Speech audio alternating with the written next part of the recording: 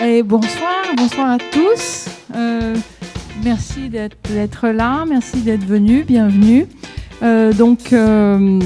Merci d'être venus pour participer à un événement qui se veut un peu sérieux et très festif, qui est donc notre deuxième anniversaire. Voilà. Donc on a, je pense, un programme varié, intéressant, que je vais vous résumer, que je vais vous décrire. Une courte présentation des réalisations et des projets de l'Institut pour l'année écoulée, donc 2021-2022. Ça sera vraiment court. On aura ensuite 3 jeunes chercheurs qui vont nous présenter la nouvelle recherche en intrapreneuriat. Ce sont de jeunes docteurs qui tous les 3 ont travaillé sur le thème de l'intrapreneuriat et qui vont présenter leur recherche en format TEDx. Donc ça devrait durer environ 45 minutes, c'est bon ? Oui. On aura un moment de discussion avec des questions-réponses. Petit rappel sur les convictions ou la conviction qui anime l'équipe de l'Institut de l'Intrapreneuriat. Alors, nous, on pense que l'intrapreneuriat apporte une réponse à différents problèmes pressants, sinon brûlants, auxquels sont confrontées les entreprises et plus généralement les organisations. Donc la nécessité d'innover plus et différemment dans un environnement de plus en plus incertain, la nécessité d'expérimenter des nouveaux modes de travail, puisqu'il y a vraiment un épuisement de la formule salariée. Et donc, voilà, donc explorer d'autres façons de travailler et puis, bien entendu, réinventer les organisations pour les rendre avant tout plus agiles et peut-être plus douées de sens. Donc on pense que l'intrapreneuriat a des réponses à donner concernant ces 3 problèmes. Mais ce qu'on croit aussi, c'est que l'intrapreneuriat est difficile à mettre en œuvre.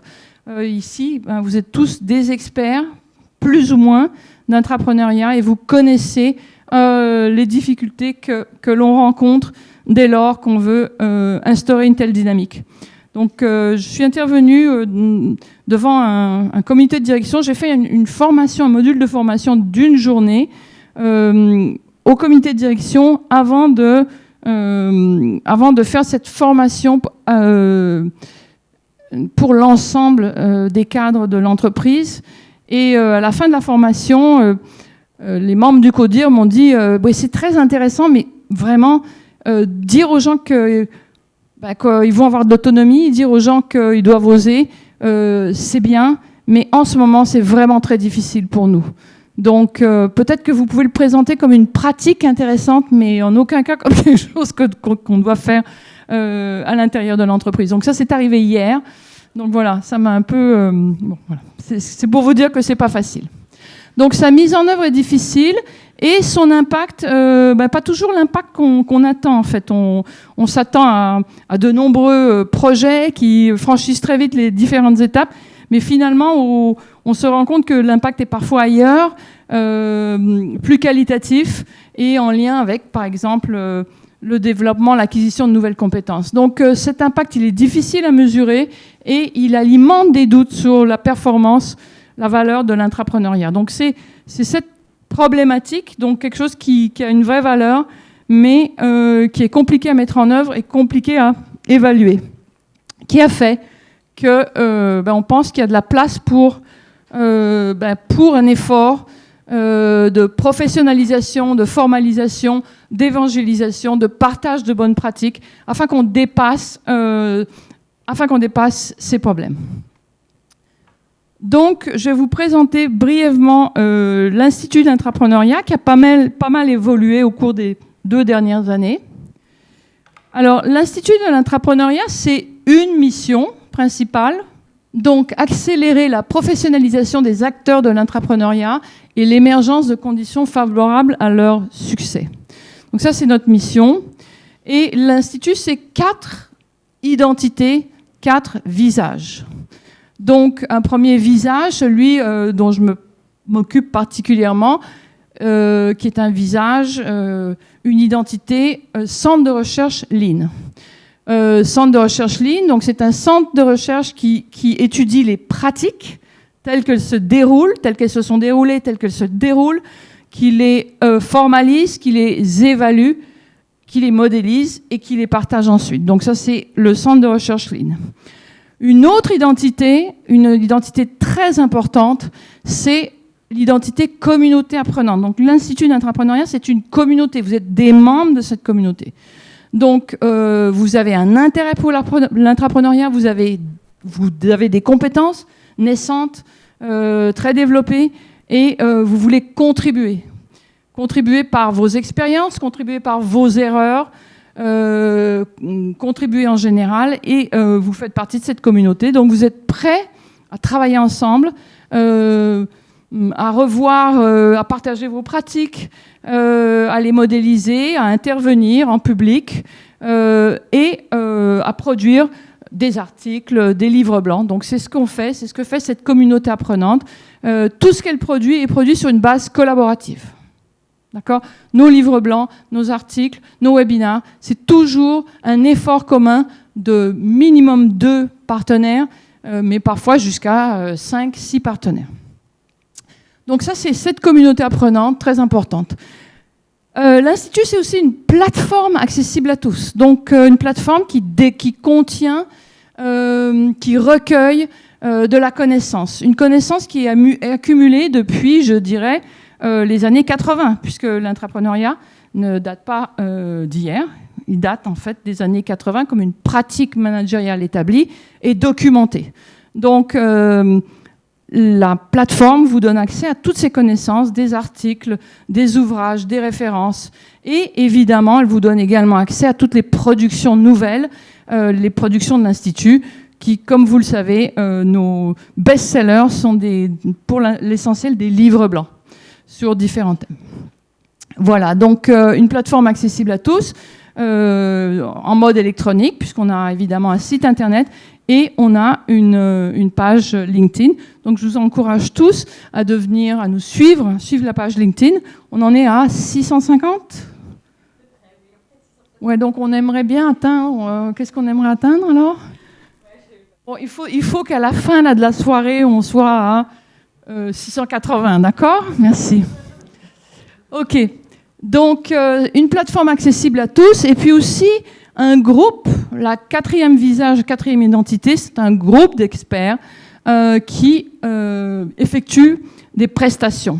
Prestations qui sont essentiellement la formation, la certification, le conseil.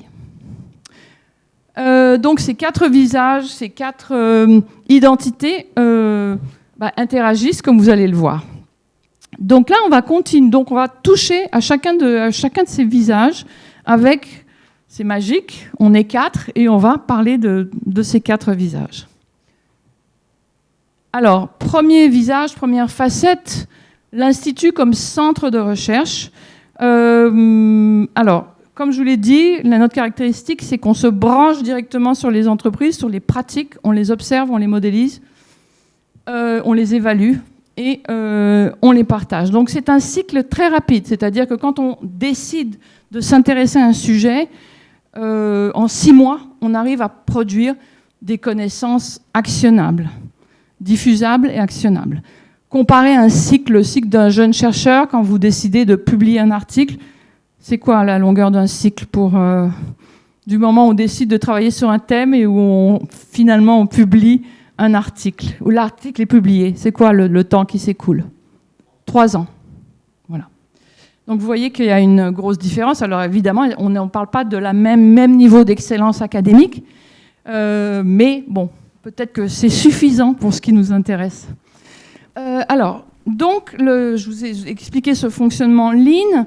Une autre caractéristique du fonctionnement de l'Institut, c'est qu'on travaille sur des thèmes émergents. Donc, c'est souvent des thèmes qui sont portés par des membres de la communauté qui se posent des questions. Donc, on entend le même questionnement à plusieurs reprises. Donc, par exemple, indicateur de performance, beaucoup de gens se posent la question comment on fait pour mesurer l'impact et comment on fait pour mettre en place les bons indicateurs de performance. Donc ça, c'est quelque chose qu'on a entendu à plusieurs reprises et qui nous dit on devrait peut-être s'occuper de ça. Autre thème qui a été porté à notre oreille par la communauté, le thème des succès d'entrepreneurs. Ah, mais est-ce que ça marche, l'entrepreneuriat ? On n'a pas d'exemple de succès, on ne connaît aucun succès. Tout ce qu'on entend, c'est Post-it, tout ce qu'on entend, c'est PlayStation. Oui, en effet, c'est pas, ça ne donne pas vraiment confiance quand on se dit qu'en France, dans une petite entreprise, est-ce qu'on est capable de faire la même chose ? Ben, écoutez, nous, on s'est dit que oui. Et donc, on s'est lancé dans une étude très approfondie des succès d'entrepreneurs français. Voilà, le Made in France, vous savez que c'est à la mode en ce moment. Donc voilà, c'est la question qu'on s'est posée. Donc un thème sur les indicateurs de performance, un thème sur les réussites entrepreneuriales. Un autre thème intéressant qui a surgi plutôt de la pratique, c'est le thème des communautés d'entrepreneurs. Les programmes d'entrepreneuriat ont certaines limites que beaucoup d'entre vous connaissent. Et on s'est posé la question, est-ce qu'au fond, la création d'une communauté d'entrepreneurs serait pas un bon complément au programme ou alors encore une alternative au programme d'entrepreneuriat ? Et on a eu la possibilité de développer ce thème avec l'équipe de Make Sense. Certains d'entre vous connaissent Make Sense. En tout cas, une de leurs compétences, c'est la création et l'animation des communautés. Donc on a pu vraiment étoffer cette réflexion sur la place des communautés en entrepreneuriat avec Make Sense. Et enfin, dernier thème qu'on a couvert, c'est le thème des compétences entrepreneuriales. Donc, autre thème très à la mode, thème sur lequel j'ai quand même réfléchi depuis 4-5 ans. C'est pas du tout mon domaine, je suis pas du tout dans le secteur RH. Cependant, à force de voir des entrepreneurs, d'entendre des témoignages, de lire des témoignages, je commence à avoir une idée sur les compétences des entrepreneurs et j'ai commencé à formaliser ces intuitions, on va dire. Alors, je vais peut-être passer un tout petit peu de temps pour détailler ces thèmes. Alors, commençons justement avec la communauté d'entrepreneurs. Qu'est-ce que je peux en dire ? D'abord, l'expérience, le suivi que l'on fait avec Sodexo, donc Sodexo qui est notre partenaire, qui nous permet de vous recevoir ce soir, d'ailleurs, on peut même les remercier pour ça. Donc, avec qui on travaille depuis 2 ans maintenant. Une contrepartie de ce partenariat, c'était de mettre en place, de les aider à mettre en œuvre une stratégie d'entrepreneuriat vraiment adaptée à leur culture, à leurs besoins. C'est là qu'a surgi l'idée de la communauté. Parce qu'en fait, on ne peut pas faire plus frugal que mettre en place une communauté. Dans le sens que, qu'est-ce que c'est une communauté ? Une communauté, ça peut commencer avec une 12aine de personnes sélectionnées pour leurs compétences, pour leur profil, pour leurs appétences. Ces personnes, on considère qu'elles ont des profils d'entrepreneurs et on va les mettre ensemble, on va les former, on va les stimuler et on va leur demander d'effectuer des tâches. Donc c'est exactement ce qu'on a fait chez Sodexo dans la division éducation. Avec Romain Lignot, on a sélectionné une 12aine de personnes. C'était à l'époque du confinement, donc tout était en ligne. On a animé des ateliers chaque mois. Et donc on les a formés, on les a sensibilisés. On a ensemble défini nos objectifs, notre mode de fonctionnement. Et après, on est rentré dans un processus de faire émerger des projets, de sélectionner des projets, de commencer à les développer. Voilà, donc ça, c'était cette expérience Sodexo qui a été source d'inspiration. Ensuite, donc, on a approfondi le sujet avec Make Sense, écrit un article, et on a aussi effectué, en collaboration avec Vianeo, un webinaire où la question qu'on se posait, est-ce qu'on doit sélectionner les projets ou sélectionner les porteurs de projets ? La réponse étant que c'est peut-être plus intelligent de sélectionner des porteurs de projets que des projets. Voilà. Donc ça, c'est le thème communauté d'entrepreneurs. Le thème impact et indicateur de performance. On a déjà pu effectuer le webinaire en s'appuyant sur un très beau panel. Marc Evangelista de Michelin qui a témoigné sur sa batterie, son scorecard pour l'incubateur. Et puis on a Daniel Koch de Mobilize Financial Services, qui a également parlé des indicateurs de performance qu'elle utilise dans son programme d'entrepreneuriat. Et voilà, on a commencé à travailler sur le sujet. Ce webinaire nous a donné des pistes et on est en train de commencer à travailler sur le livre blanc qui sortira probablement au printemps. Alors, le thème des réussites intrapreneuriales, disons que c'est notre plus grosse œuvre, notre œuvre la plus importante de l'année. C'est un livre blanc qui, en fait, correspond à 3 livres blancs combinés, donc 3 pour le prix d'un. Donc, ce thème des réussites, il a été, on a beaucoup réfléchi, beaucoup travaillé. On a fait un premier événement un petit peu confidentiel avec des témoignages d'intrapreneurs à succès chez Make Sense, un très bel événement. Et puis ensuite, eh bien, on a publié on a travaillé et publié ce livre blanc qui comprend 3 parties. Donc une partie étude statistique de 29 programmes d'entrepreneuriat français avec des données sur nombre de saisons, nombre d'idées soumises, nombre d'idées sélectionnées, nombre de projets qui passent la phase d'incubation, etc., etc. Nombre de succès, nombre de sorties, nombre de spin-off, etc. Donc, une étude statistique. Ensuite, des études de cas, donc 9 portraits d'intrapreneurs de secteurs très divers, vraiment très fouillés, qui donnent envie, avec leur personnalité, leur motivation, leur itinéraire, leurs difficultés.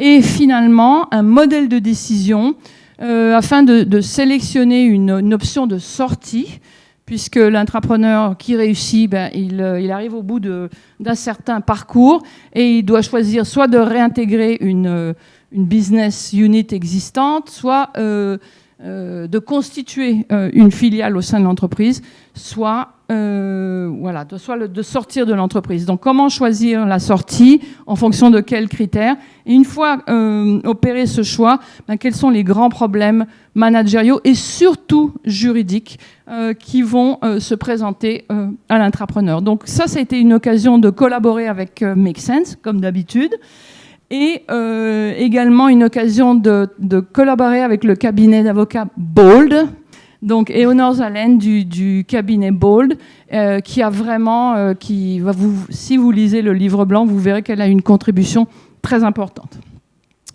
Voilà. Et puis finalement, le thème des compétences intrapreneuriales. Donc on a fait un webinaire sur ce thème.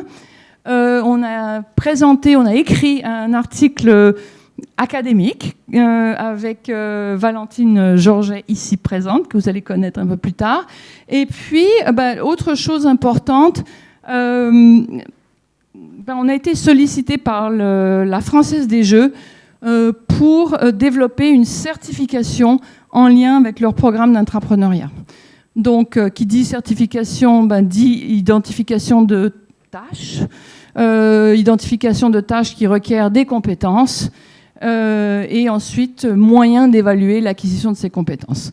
Donc, tout ce travail avec la Française des Jeux nous a permis de développer une carte assez complète des compétences intrapreneuriales, qui est perfectible, mais disons qui a le mérite maintenant d'exister et qui nous sert de base pour développer ce processus d'évaluation. Cette recherche Lean, cette recherche qui sur un cycle d'1 an passe du problème à des éléments de solution, cette recherche, elle alimente nos prestations, nos formations. Voilà, ça c'est le mot-clé. Donc chaque fois que vous allez, chaque fois que l'Institut intervient, chaque fois que M-Lyon intervient en entrepreneuriat, vous pouvez être sûr que tout ce qui a été découvert, tout ce qui a été créé comme nouvelle connaissance est intégré dans les formations et dans les prestations. Voilà, merci beaucoup. Donc je vais passer la parole à ma collègue Sylvie Gomez, cofondatrice de l'Institut et surtout gérante de l'Institut. Voilà, donc merci. Merci Sylvie. D'abord, merci d'être tous là pour les 2 ans de l'Institut et surtout les 2 ans de la communauté, c'est un peu les vôtres. Et cette communauté qui est justement au centre du fonctionnement de l'Institut, mais et aussi au centre de notre vision novatrice de l'apprentissage. Cette vision, donc cette communauté plutôt, repose sur deux pans importants. Le premier, c'est la mobilisation des compétences, des talents, des efforts qui ont été fournis. Et le deuxième, c'est la manière de les activer, donc les processus qu'on a mis en place pour permettre à cette communauté d'échanger et de grandir. Donc, c'est ce que je vais essayer de vous montrer aujourd'hui. Donc, en 2 ans, aujourd'hui, la communauté, enfin l'écosystème, on peut commencer à parler d'écosystème, que l'on commence à gérer est assez large et on a plus de 40 responsables de dispositifs. C'est énorme parce qu'il n'y a pas tant de dispositifs que ça, donc c'est vraiment beaucoup. Et c'est le double par rapport... Attendez, je vais m'amuser avec ça, ça va être plus sympa. Voilà. Et c'est le double par rapport à l'année dernière. Donc, ça nous donne une énorme richesse en termes de benchmark et notamment en termes de variété des approches, de variété des profils de responsables et de variété de contextes. Une grande richesse puisque, comme vous pouvez voir, l'interprétation de l'entrepreneuriat peut être très différente d'une entreprise à une autre. Et évidemment, People's Lab for Good est plus axé sur des projets à impact, n'aura rien à voir avec le Innovation Lab de Michelin, qui est une division stratégique pour diversifier le groupe aujourd'hui. On a aussi donc intégré plus de 20 prestataires. Ces prestataires sont des prestataires expérimentés et engagés dans la diffusion donc, des pratiques intrapreneuriales. Et on a essayé justement à nouveau de les identifier. D'abord en termes d'accompagnement pour que vous puissiez les identifier ceux qui sont le plus adaptés à vos profils. Et aussi en termes différenciation dans leur expertise. Mais surtout cette année, la grande expertise qui nous a rejoint, c'est une expertise juridique, puisque on a été lors du livre blanc sur les sorties, on a traité donc tous les problèmes très pratiques du droit du travail et de la propriété intellectuelle qui nous ont amenés à intégrer cette nouvelle expertise. Aussi, plus de 25 entrepreneurs aujourd'hui. Là aussi, comme l'a dit Véronique, on a l'impression que... on parle très, très rarement des succès, mais il y en a. Alors, pour ne vous en citer qu'un seul, Green Yellow, on peut commencer à dire que c'est la première licorne intrapreneuriale française, puisque cette filiale du groupe Casino a été vendue à plus de 1,4 milliard d'euros à Arcan. Donc, ça commence à se développer et à prendre. Donc, je passe sur le reste. Ce qui est très intéressant aussi, c'est les variétés de profils d'entrepreneurs qui montrent des alternatives de parcours de carrière possibles, notamment pour ceux qui sont en quête de sens ou d'autonomisation ou tout bêtement de se challenger. Donc, le profil d'entrepreneur peut être très différent et ouvrir des perspectives. Alors, toutes ces compétences, ces talents et ces expertises sont réunis. Donc, on essaye de les mettre en commun et viennent donc réactualiser les 20 ans de recherche, enfin du corpus de recherche qu'a fait Véronique ces dernières années. Et d'ailleurs, il continue à être approfondi avec de plus en plus de doctorants qui font leur thèse sur le sujet de l'entrepreneuriat. Et puis, enfin, parmi la communauté, vous avez aussi d'autres communautés d'entrepreneurs pour échanger avec eux, notamment. Et surtout, très important, l'entrepreneuriat commence à intéresser les COMEX. Alors, notamment avec ce Dexo, donc la DRH, ou les directions innovation, ce qui commence à montrer que ça prend de l'ampleur. Hop. Hop, voilà. Donc, comme je vous disais, alors il ne s'agit pas uniquement de mobiliser des talents et des compétences et de les juxtaposer l'une à côté de l'autre, mais plutôt essayer d'animer tout ça. Et pour cela, on a mis en place plusieurs types de processus. Au début, l'Institut d'abord mobilise, essaye de mobiliser, et on met à disposition des savoirs pour apprendre des autres. Petit à petit, on met en place des processus pour apprendre avec les autres. Et aujourd'hui, on est dans les petites prémices d'une communauté de pratique qui se développe petit à petit pour devenir un vrai levier de performance. Je vais essayer d'aller très très vite là-dessus. Donc effectivement, quand l'Institut se met en place, alors il faut d'abord engager les acteurs clés, recueillir tous les savoirs, les hybrider et surtout les modéliser. Donc là, c'était le moment où on a fait un énorme travail de conceptualisation et de création de référentiels communs. C'est ces référentiels qui nous ont permis donc de créer des benchmarks, des bases de données qui aujourd'hui mettent des statistiques à votre disposition. Ensuite, en termes de prestataires, la même chose. Combien de fois on m'a dit quelle plateforme, Sylvie, je choisis, quel type d'accompagnateur. On a aussi identifié toutes ces compétences pour vous aider dans votre sélection, dans votre cheminement. Enfin, beaucoup de témoignages mis en avant. Pourquoi ? Parce que diffuser les pratiques entrepreneuriales, c'est aussi montrer, les valoriser et montrer que l'entrepreneuriat, ça marche. Enfin, évidemment, des études, des bibliographies à disposition. Mais surtout, alors ça, c'est surtout ce qu'on a fait cette année. Donc après avoir modélisé tout ça, l'important, c'était surtout de faire travailler les gens ensemble.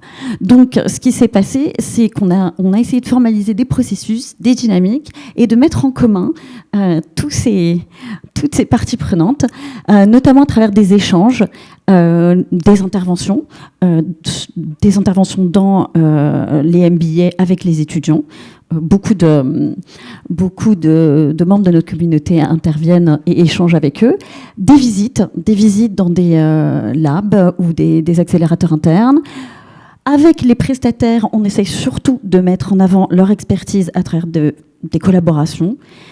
Et les entrepreneurs, évidemment, on travaille l'identité professionnelle pour qu'elle soit reconnue sur le marché du travail. Mais quand je vous parlais donc de processus, on essaye surtout, c'est de faire travailler tout ce monde-là ensemble. Donc aujourd'hui, ça a été assez bien fait, on va dire ça comme ça, avec nos tables rondes digitales, puisque aujourd'hui, systématiquement, les sujets des tables rondes sont amenés par la communauté. Donc ça y est, la communauté commence à nous soumettre des sujets et donc à être active.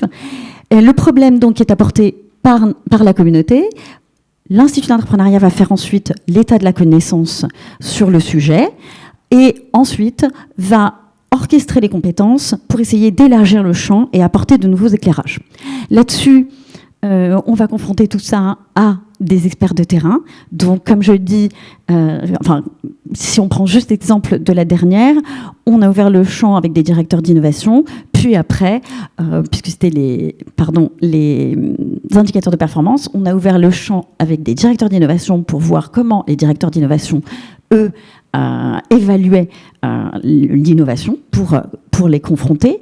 Et ensuite, on est allé voir des responsables de programme pour voir, eux, concrètement, quels étaient leurs indicateurs et avancer comme ça. Bien évidemment, tout ça se fait en amont. On travaille ensemble dans des plateformes collaboratives pour que chacun puisse travailler selon sa disponibilité. Et oui, on sait que vous avez autre chose à faire aussi. Donc c'est pour ça. Et après, tout ça est mis lors de la conférence en public. Et le public peut d'ailleurs participer. Ce qui ramène encore une autre couche de questions et d'expertise et qui va faire approfondir le sujet. Là-dessus, à partir donc du résultat de la table ronde qui aura passé tous les strates, c'est-à-dire évidemment à la fois les experts, à la fois les responsables et à la fois le public, là-dessus, Véronique donne le mot de la fin, c'est-à-dire en gros va le repositionner dans la recherche pour réorchestrer des compétences et amener à un livre blanc. Ce qui est très intéressant, donc tout ça, c'est juste pour vous dire ce qui a déjà été fait et qui fonctionne bien, mais ce qui est très intéressant, c'est qu'aujourd'hui, ça y est, la communauté commence à se responsabiliser, c'est-à-dire qu'elle commence d'elle-même à poser des problématiques et à soumettre à la communauté de résoudre les problèmes. Qu'est-ce que j'entends par là ? Je vais donner quelques petits exemples très concrets sans aller dans le détail. Voilà, Véronique a parlé de l'atelier de formation pour le CODIR de Groupama. Voilà, c'était une demande d'eux et l'Institut était concepteur et on travaille aussi avec des prestataires pour animer et avec Groupama bien évidemment pour faire une formation sur mesure. Autre possibilité intéressante dont j'aimerais parler parce qu'elle pourrait concerner tout le monde, un intrapreneur de chez Michelin. Encore une fois, comme je vous disais, Michelin aujourd'hui, sa division intrapreneuriale est vraiment stratégique pour le groupe, donc il y a un grand investissement dessus. Et donc un intrapreneur de chez Michelin a demandé le soutien d'une équipe d'étudiants de MBA pour l'aider justement dans le développement de cette désirabilité, de sa stratégie à l'international. Voilà. Donc, tout ça pour dire que la communauté, l'objectif, c'est, je vous disais, au début, on apprenait des autres, après, on a commencé à apprendre avec les autres, et aujourd'hui, l'idée, c'est d'apprendre pour la communauté. Et c'est ainsi, justement, à travers cette pratique, et à travers cette pratique qui va engendrer des comportements aussi, va se mettre, la communauté peut devenir un vrai levier de performance. Là-dessus, où est-ce qu'on en est et qu'est-ce qu'on aimerait continuer à faire? Donc, pour continuer à développer cette communauté, on s'est rendu compte qu'on a 3 grands publics pour continuer donc les participations en fonction de leur engagement. Donc, évidemment, l'idée est de continuer à diffuser les pratiques intrapreneuriales pour qu'elles soient une vraie possibilité. Et donc, là, il s'agit plutôt d'acculturer, donc de favoriser la reconnaissance collective de l'intrapreneuriat et l'identité de l'intrapreneur. Et vis-à-vis des membres de la communauté apprenante qui s'impliquent déjà et qui travaillent déjà avec nous, de maintenir un réseau social de ces membres, mais actif, donc de continuer à l'animer avec des activités en permanence et commencer à créer un vrai sentiment d'appartenance et des liens forts.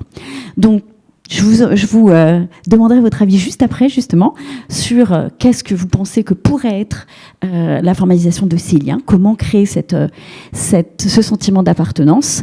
Ça viendra juste après, mais je termine avec les partenaires. Donc, comme vous avez compris, ça, vers le public, on inculture, on donne.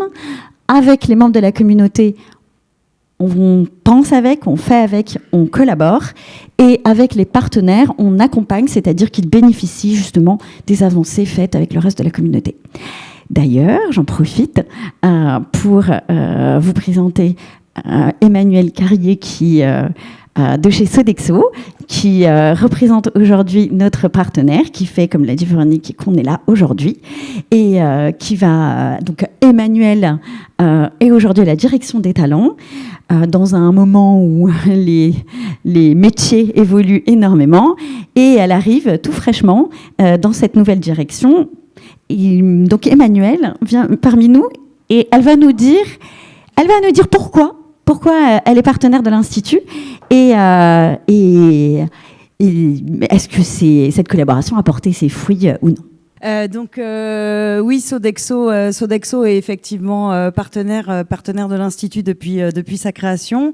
On avait bien évidemment plusieurs objectifs en s'inscrivant dans ce partenariat. Le premier, c'était voilà, le contexte depuis 2-3 ans est assez compliqué, et l'idée que l'on avait, c'était de réinsuffler une dynamique au sein des équipes, au sein des managers, sur la capacité à créer, à entreprendre, ce qui était le leitmotiv de notre fondateur. Donc c'était vraiment revenir sur cette dynamique d'entrepreneuriat, tout en bénéficiant de l'accompagnement de professionnels sur le sujet pour pas lancer effectivement cette thématique seule, sans apport professionnel. Un autre de nos objectifs était également de permettre, par ce partenariat, de faire bénéficier à nos collaborateurs de formation, de l'accompagnement également de l'EM Lyon sur différents cursus de formation pour qu'ils continuent à grandir en interne et qu'ils développent leurs compétences. Bien sûr, on avait aussi une attente de participer au réseau, de partager, de prendre connaissance des productions, des créations de l'Institut pour ouvrir nos chakras, si vous me permettez cette expression qu'on a l'habitude d'utiliser en interne. Et enfin, le dernier point qui nous intéressait, Sylvie le disait, effectivement, l'attractivité est compliquée, elle l'est de plus en plus. Donc l'idée aussi, c'était de se faire connaître auprès de la communauté étudiante de l'EM Lyon, pour que certains peut-être se disent tiens, je vais tenter l'aventure Sodexo, voir comment ça se passe en réalité. Véronique l'a dit tout à l'heure, effectivement, il y a eu une communauté qui a été lancée de 12 collaborateurs au sein du segment école et université. Ils ont produit 10 projets. 10 projets ont vu le jour lors de ces travaux en groupe, et 2 projets sont en cours de développement. Donc on va attendre de voir effectivement jusqu'où on va pouvoir les mener à terme. Après, d'un point de vue plus global, l'apport qu'il y a eu, c'est vraiment pour les membres de la communauté, puisque tous sont unanimes pour dire déjà qu'ils ont développé leurs compétences, notamment sur l'entrepreneuriat, via ce qu'ils ont pu avoir comme formation, sensibilisation par l'Institut. Ils ont également appris à travailler ensemble, parce que certains se connaissaient, enfin même quasiment tous peut-être se connaissaient, mais n'avaient pas non plus forcément l'habitude de travailler ensemble. Donc ça a permis à des personnes qui sont dans différents services de mener ensemble des projets. Pour certains aussi de découvrir la gestion de projet, enfin de faire vraiment du pratico-pratique. Donc ça, c'est un point également important. Et le dernier, c'est également le fait que, du fait des interventions qu'ils ont pu avoir, que ce soit en comité de direction chez nous, au niveau du COMEX du segment, ils ont gagné en visibilité aussi par rapport à leur potentiel futur dans l'entreprise, et ce qui leur permet aussi d'avoir pu échanger avec des personnes, des membres du COMEX sur différents sujets.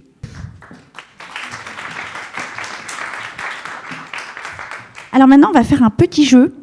C'est pas vraiment un petit jeu, mais comme je vous l'ai dit, je vais vous demander votre avis. Mais a priori, c'est très simple. Ça, c'est Isor qui m'initie à toutes ces choses-là. Mais on s'est dit qu'on allait poser les questions en direct. Donc, si vous plaît, prenez vos téléphones. On va voir si ça marche en direct. En fait, je voulais vous parler du club de l'Institut. Est-ce que vous pensez que ce serait une bonne idée pour continuer justement à créer un sentiment d'appartenance et animer cette communauté? Donc en un mot, quelle raison vous amènerait à faire partie de ce club? Ah, c'est superbe.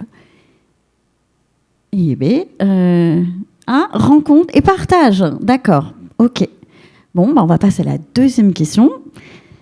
Je vais tout garder, ça va m'aider beaucoup.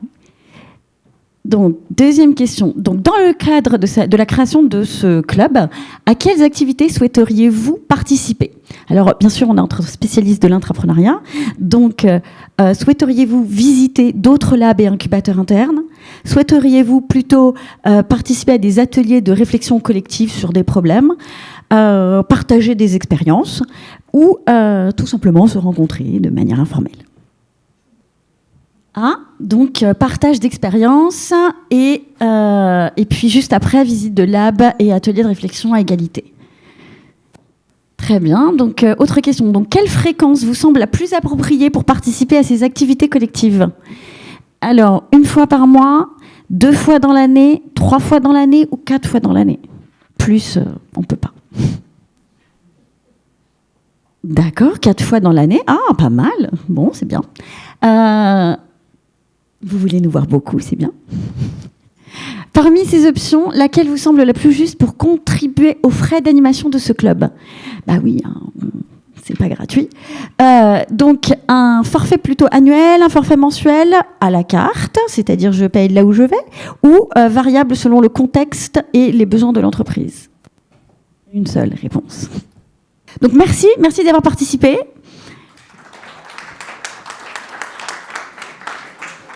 Et je vais laisser la parole à Isor, une jeune et très talentueuse étudiante de l'EM Lyon, qui m'est devenue complètement indispensable. Et qu'en plus donc d'être talentueuse, elle a elle est de la génération Z.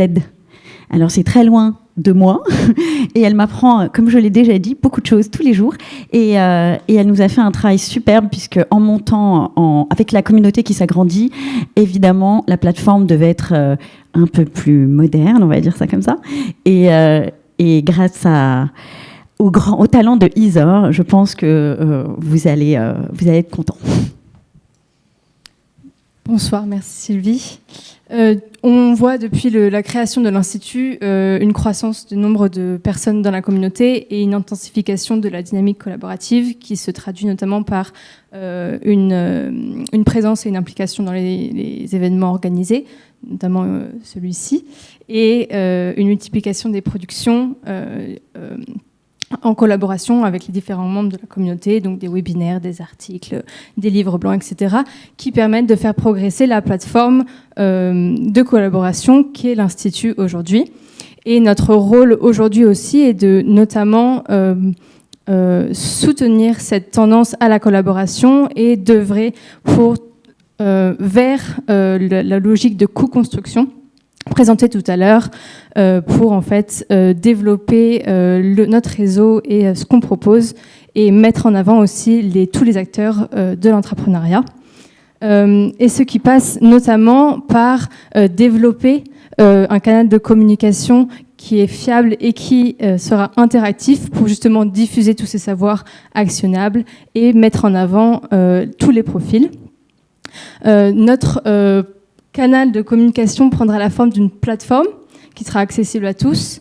On a commencé donc en 2022 à un projet de refonte du site internet qui va permettre concrètement d'offrir et de consolider un hub d'apprentissage qui existe déjà et de le compléter et de l'actualiser avec les ressources les plus récentes et de le rendre accessible à tous.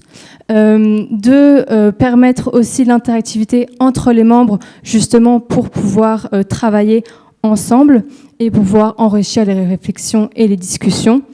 Et enfin, donner de la visibilité et valoriser les productions, les projets, les expériences de chacun à travers ce site internet, mais aussi à travers notre page LinkedIn, qui est notre réseau social privilégié. Tout ça dans une logique en fait circulaire où l'un va venir alimenter l'autre. Où le site internet sera le réceptacle et notre page LinkedIn sera notre moyen d'interaction au quotidien avec les membres et avec ceux qui sont intéressés par l'entrepreneuriat. Donc pour revenir plus en détail sur le hub d'apprentissage et comment concrètement il va nous permettre de diffuser les savoirs, tout d'abord, ce hub va proposer un riche corpus de savoir. Donc aujourd'hui, on a déjà 180 ressources disponibles, donc sous différents formats.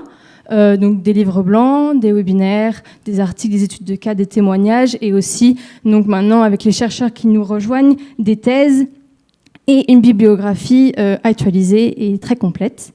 Ce riche corpus de savoir, c'est bien qu'il soit là, mais il faut aussi qu'il soit accessible, et en le rendant accessible, donc d'abord à travers cette catégorisation qui est claire, mais aussi à travers des fonctionnalités qui seront plus rapides, avec des barres de recherche selon notamment en fonction de thèmes et de tags qui reprendront les référentiels créés par l'Institut et tous les modèles qui ont été développés.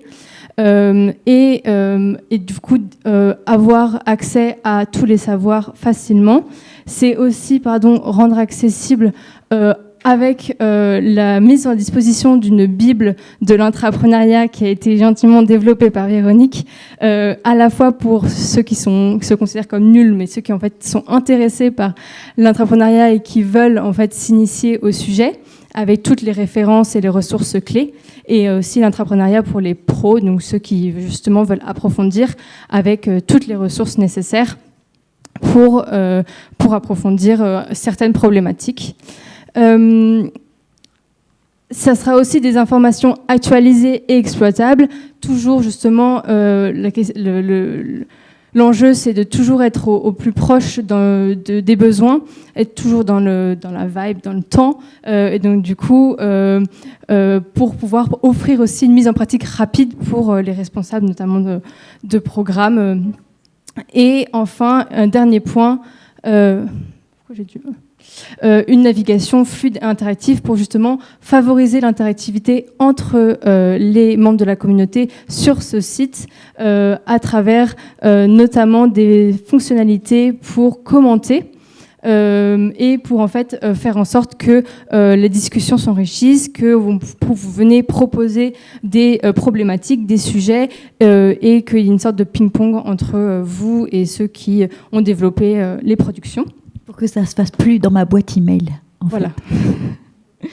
Il faut bien rappeler que justement chacun doit être impliqué, à la fois nous, mais à la fois vous, dans la communauté, pour que ça puisse fonctionner, parce que sans vous, en fait, on n'a ni production, ni ressources, enfin si, mais pas dans ce côté actionnable et justement communautaire et collaboratif. Et donc du coup, on compte sur vous.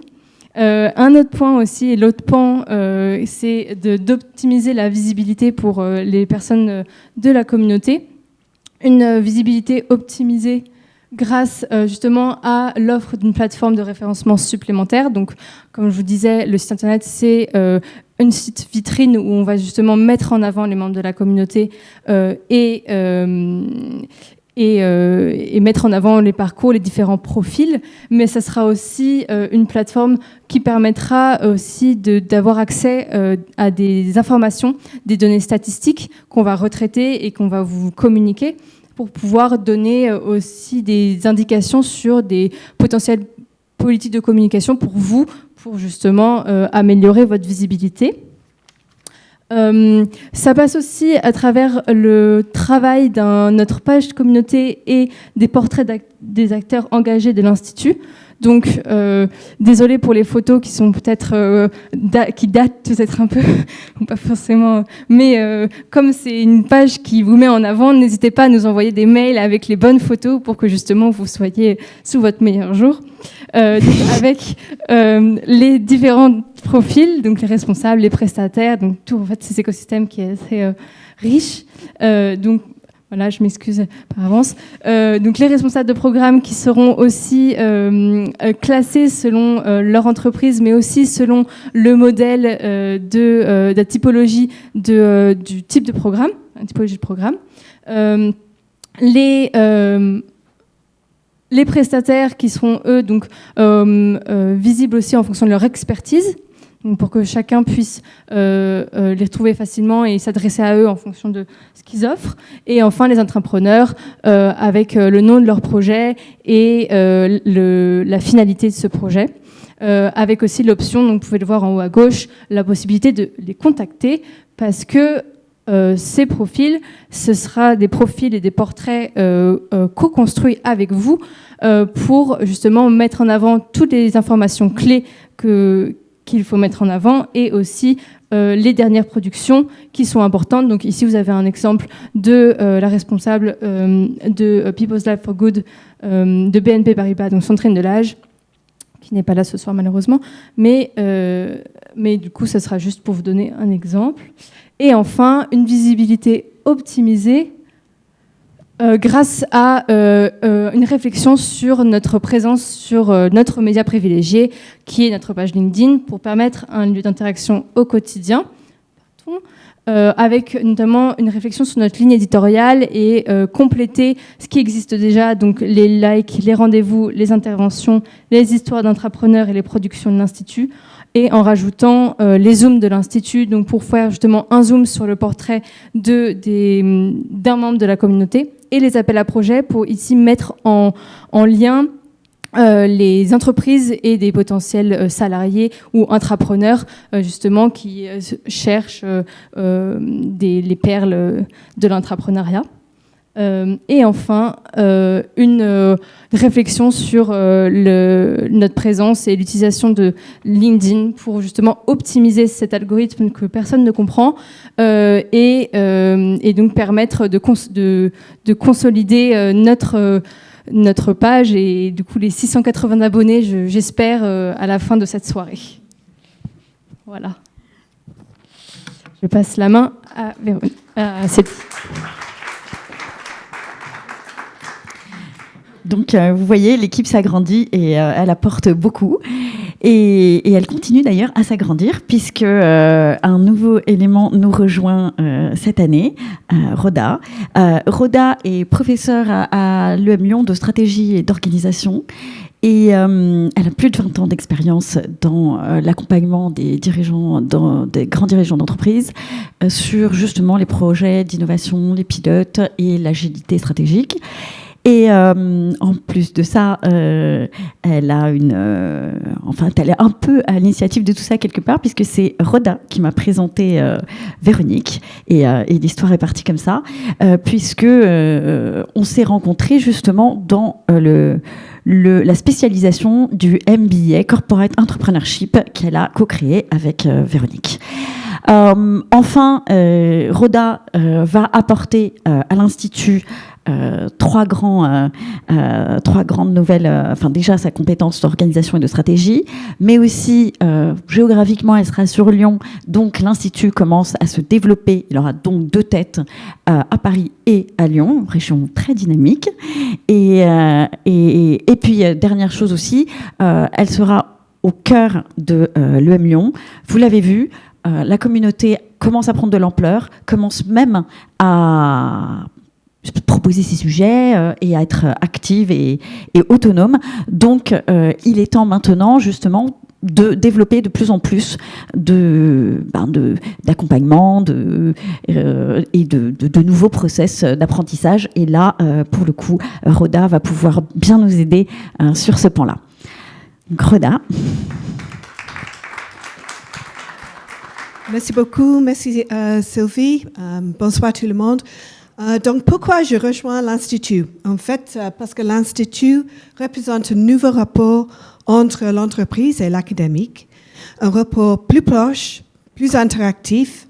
Ce nouveau rapport débouchera sur un modèle d'apprentissage alternatif, plus pertinent et plus actionnable. Et si on parle de les formations, comme Véronique a dit tout au début, nous avons construit la première et seule spécialisation Corporate Entrepreneur dans le programme Executive MBA proposé à Lyon et à Paris depuis 2019. Cette spécialisation existe aussi comme un standalone certificat. Bien sûr, nous offrons les formations sur mesure en entrepreneuriat.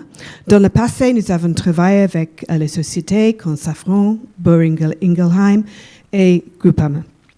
Nous avons cette année, on est très fiers, de nouveaux produits très attractifs qui est la certification sur mesure.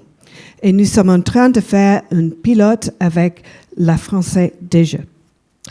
Ce produit permet de valoriser le parcours et de l'engagement des entrepreneurs en interne et dehors de l'entreprise. Et en plus, bien sûr, toutes nos prestations sont construites avec les entreprises clients. Contactez-nous, s'il vous plaît, pour nous parler de vos challenges et vos projets. Mais au-delà de la formation, on peut vous accompagner avec le conseil qui va de la conception jusqu'aux mesures de l'impact. Et enfin, comme Sylvie nous a dit, je suis basée à Lyon, en Rhône-Alpes, une région très riche et très, très dynamique, et je désire étendre l'Institut géographiquement. Et grâce à ma présence, j'espère, la communauté aura accès aux ressources de l'école, les stagiaires, l'enseignant et les chercheurs. Merci beaucoup. Je tiens à dire vraiment merci Rhoda, puisque évidemment on travaille beaucoup aussi en anglais, et là Rhoda a fait l'effort de parler en français, donc pour que tout le monde la comprenne, mais donc merci beaucoup Rhoda. Maintenant je vais laisser la parole à Véronique, puisque c'est quand même Véronique la chef du centre de recherche, donc Madame la chef. Donc 3 TEDx par 3 jeunes chercheurs, donc 3 docteurs en gestion qui ont tous les 3 écrit leur thèse sur le thème de l'intrapreneuriat. Donc on a Valentine Georget, on a Maxime Masset, ça c'est l'ordre de passage, et on a Mélanie Roux qui vont nous faire un TEDx sur leur recherche. Donc écoute, Valentine, bienvenue.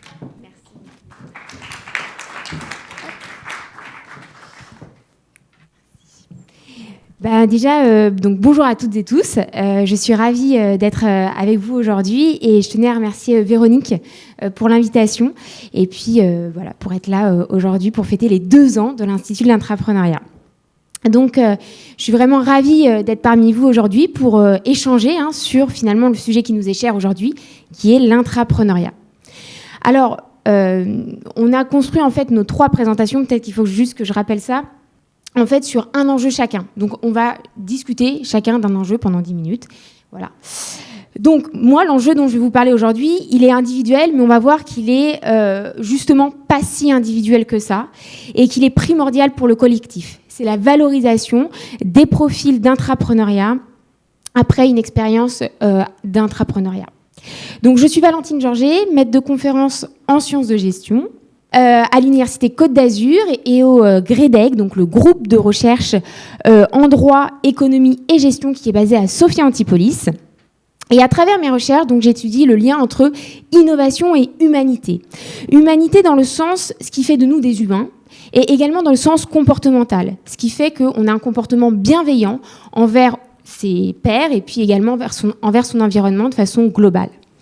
Donc à travers cette question très générale et ce lien très général, eh bien, j'adresse 2 sous-questions en particulier.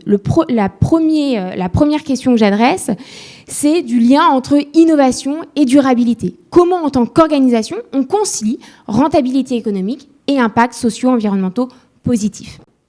Et la seconde question que j'adresse et qui nous intéresse un peu plus aujourd'hui, c'est le lien entre innovation et individu. Comment les pratiques d'innovation impactent les individus et quelles sont les leçons que l'on peut en tirer pour améliorer ce couple entreprise-individu. Si on peut passer, s'il te plaît. Donc aujourd'hui, je vais commencer par vous parler de l'histoire de ma thèse, de ce que j'ai pu observer à travers cette thèse. Donc ma thèse, elle portait sur l'impact de l'intrapreneuriat sur le bien-être au travail des intrapreneurs. Donc à travers ma thèse, je me suis intéressée à comprendre finalement à comprendre l'impact d'un parcours intrapreneurial sur le bien-être au travail. J'ai interrogé pour ça 40 intrapreneurs issus de 20 grandes entreprises françaises différentes et je les ai interrogés sur leur expérience. Et pour synthétiser, il est apparu que le bien-être au travail des intrapreneurs était impacté différemment selon les modes de management des dispositifs de corporate entrepreneurship, les caractéristiques intrinsèques des intrapreneurs, les compétences et traits de personnalité, et enfin, en fonction des phases du développement du projet intrapreneurial. Autrement dit, le bien-être au travail, c'est une sorte d'osmose entre les niveaux individuels, processuels et organisationnels. Et ça donne cette équation. Je vais revenir sur chacun de ces termes et vous les expliquer un petit peu plus. Donc, concernant les modes de management des dispositifs d'intrapreneuriat, j'ai pu observer donc qu'il y avait 2 types de dispositifs. En gros, il y a des dispositifs qui permettent aux employés de déposer des idées sur n'importe quel sujet.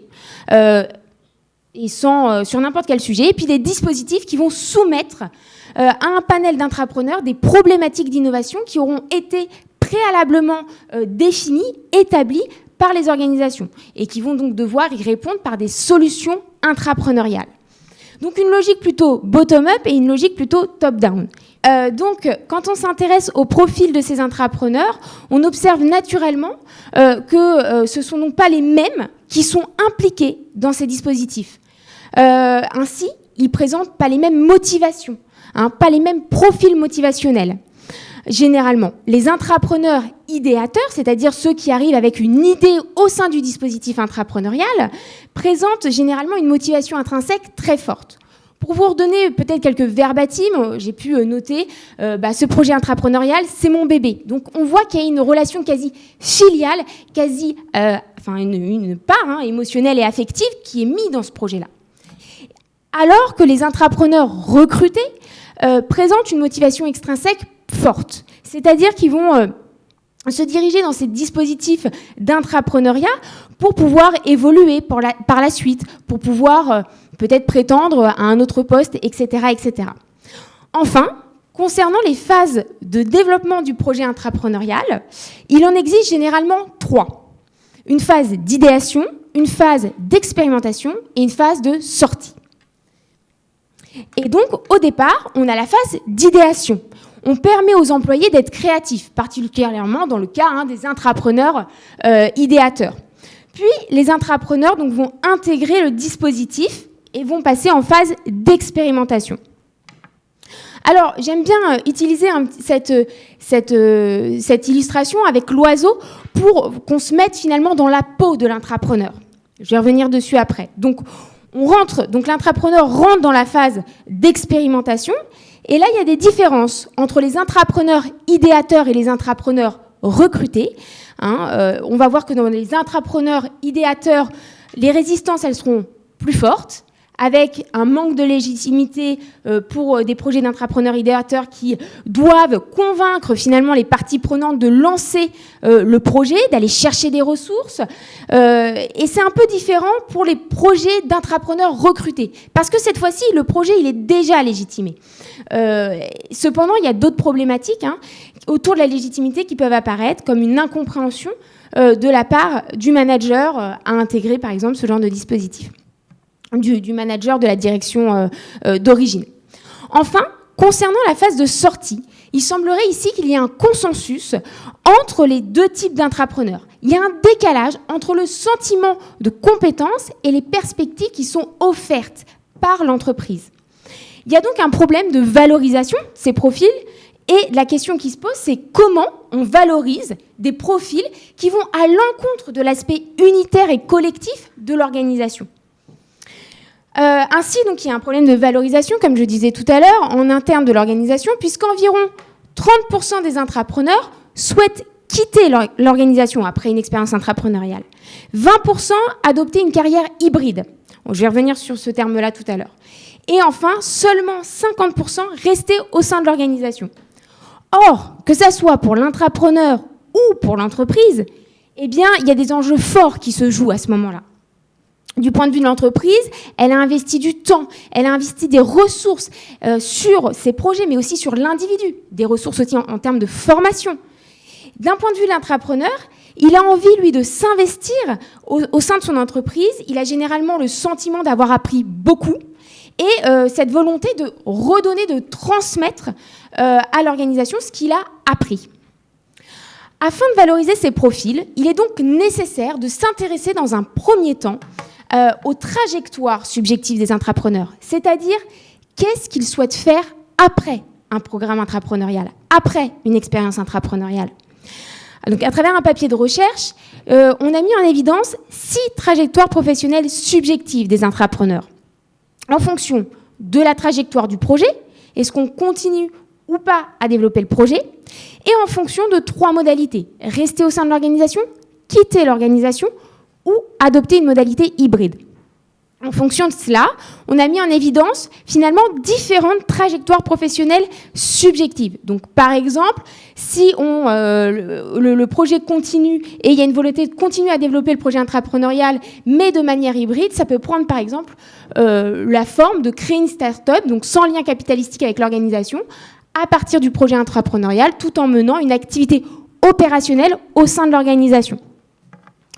Mais pour que ces trajectoires professionnelles subjectives deviennent objectives, en d'autres termes, réalistes, il faut pouvoir valoriser ces profils en comprenant quelles compétences les intrapreneurs ont mobilisées.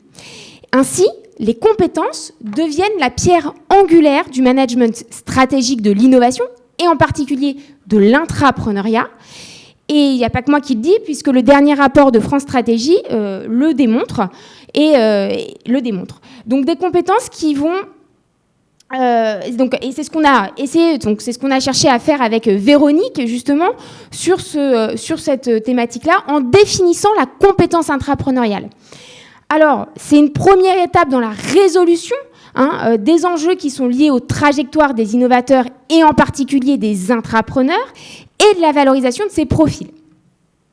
Donc avec Véronique, on a travaillé sur la définition de la compétence intrapreneuriale qui a été réalisée à partir de l'étude de cas de 7 projets intrapreneuriaux issus de grandes entreprises françaises. Et la compétence intrapreneuriale, elle est représentée là, elle est composée de 4 sous-compétences qui sont la compétence cognitive, en termes de compétences cognitives, on retrouve l'analyse, en termes de compétences sociales, le leadership, en termes de compétences fonctionnelles, le management, et enfin, en termes de métacompétences, la créativité. Donc, à travers cette courte présentation, j'explique que la valorisation des profils intrapreneuriaux après une expérience intrapreneuriale est nécessaire pour les organisations, et d'autant plus lorsqu'on parle de grands défis. Les grands défis socio-environnementaux. Comment on fait pour valoriser des compétences et des profils qui permettent d'aller à l'encontre de l'aspect unitaire de l'organisation, des compétences primordiales pour innover vite et fort dans un contexte de grand challenge. Alors je vous remercie, je vais m'arrêter là pour la présentation et je vais passer la parole donc à Maxime Massé.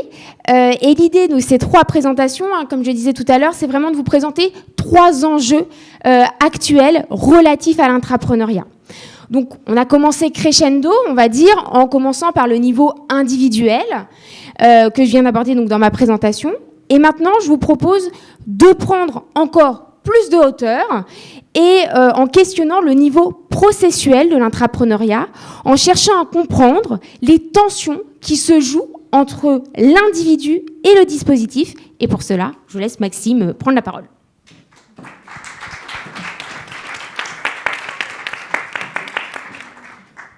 Merci Valentine. Alors, merci beaucoup Valentine pour ta présentation qui était très riche et qui fait écho aussi à certains enjeux que je vais aborder. Alors, bonsoir à toutes et à tous. Avant tout, je tiens à remercier chaleureusement l'équipe de l'Institut pour cette invitation. Je vais mettre mon chronomètre parce qu'il ne faut pas que je dépasse 10 minutes. Alors, j'ai intitulé ma présentation « L'intrapreneuriat, un processus sous haute tension ». Et j'ai volontairement mis le mot « tension » au pluriel, car comme nous allons le voir, l'intrapreneuriat est traversé par de multiples tensions. Et ça, j'imagine que vous vous en doutez déjà un peu. Alors, tout d'abord, je propose de définir les concepts que nous allons aborder, en commençant par l'intrapreneuriat. Il existe de multiples définitions de l'intrapreneuriat, mais de manière générale, on peut définir l'intrapreneuriat comme une pratique de nature entrepreneuriale qui prend place au sein d'une organisation. L'intrapreneuriat associe donc 2 mondes, l'exploration, qui est le monde de la création, de l'innovation et de l'entrepreneuriat, et l'exploitation, qui est le monde de la gestion, de l'organisation et du management. Par ailleurs, il est important de comprendre que l'intrapreneuriat se déploie le long d'un processus qui est émergent, dynamique et collectif. Autrement dit, cette pratique émerge progressivement dans le temps. On va ainsi parler de processus intrapreneurial pour mettre l'accent sur cette dimension temporelle. Enfin, pour gérer l'intrapreneuriat, il est possible de déployer un outil que l'on appelle un dispositif intrapreneurial ou un programme d'intrapreneuriat. Cet outil vise alors à cadrer le processus et à piloter les projets, et pour cela, il doit réussir à combiner l'exploration et l'exploitation. Autrement dit, un dispositif doit faire preuve d'ambidextrie. L'ambidextrie, c'est précisément cette capacité à gérer en même temps l'exploration et l'exploitation. Or, cette ambidextrie n'est pas simple à développer dans la mesure où ces 2 mondes sont diamétralement opposés. D'un côté, exploiter, c'est gérer des activités existantes et assurer leur rentabilité. Pour cela, on utilise des techniques de prévision et de contrôle, comme par exemple des business plans ou encore des reporting. Ce monde est celui des managers qui instaurent des règles et des process pour structurer l'organisation. De l'autre côté, explorer, c'est développer des projets innovants qui, par définition, ne sont pas rentables au départ. D'ailleurs, la trajectoire de ces projets est toujours incertaine et le plus souvent, ils débouchent sur des échecs et des pertes. Ce monde est celui des entrepreneurs qui osent expérimenter et transgresser les règles pour innover. Ces deux mondes reposent donc sur des logiques contraires. L'exploitation s'appuie sur la logique managériale, qui vise à terrasser le dragon de l'incertitude, tandis que l'exploration relève de la logique entrepreneuriale, qui implique de vivre en situation d'incertitude. La rencontre de ces deux mondes génère alors des tensions. Ces tensions s'incarnent dans des conflits entre les acteurs issus des deux mondes, puisqu'ils raisonnent et agissent à partir de modèles mentaux opposés. Et ces tensions sont d'autant plus fortes que ces deux mondes sont en concurrence pour accéder aux ressources de l'organisation, qu'il s'agisse d'employés, de matériel ou d'argent. Alors ces constats nous amènent à la problématique suivante: comment concevoir les tensions entre l'exploration et l'exploitation qui traversent le processus intrapreneurial. Je précise que le verbe concevoir recouvre ici deux significations. Il s'agit de concevoir d'un point de vue logique, c'est-à-dire de penser conceptuellement ces tensions, et il s'agit également de concevoir d'un point de vue pratique, c'est-à-dire de gérer ces tensions en essayant de les atténuer.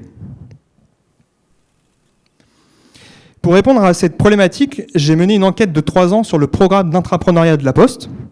Alors, j'ai notamment retracé l'histoire de 15 projets d'intrapreneuriat qui ont été développés à travers ce dispositif, en dialoguant avec des intrapreneurs et des managers.